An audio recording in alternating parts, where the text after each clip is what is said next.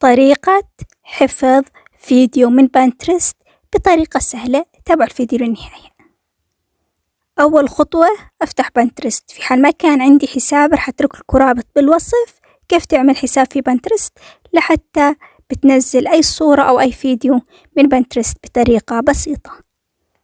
ولحتى بننزل أو نحفظ أي فيديو من بنترست بروح أكتب بالبحث أو من الأسفل أختار خيار البحث، وبكتب بالبحث من الأعلى الإشي اللي أنا بدي إياه مع كلمة فيديو.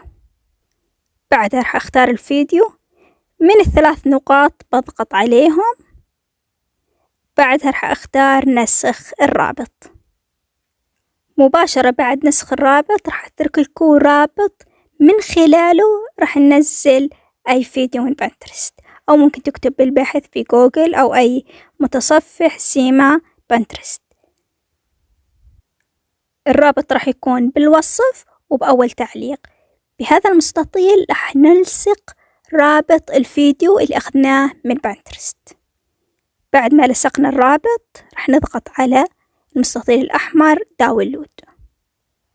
بعدها خلال ثواني راح ينزل الفيديو، لكن راح تضغط على أحد هاي الخيارات حسب الجودة اللي أنت بدك إياها. بعدها راح يفتح لك الفيديو بهذا الشكل. نضغط على 3 نقاط ومنها راح نضغط على كلمة تنزيل. بعدها راح ينزل في جهازنا. بنروح على الاستديو راح يكون الفيديو نازل بجهازك.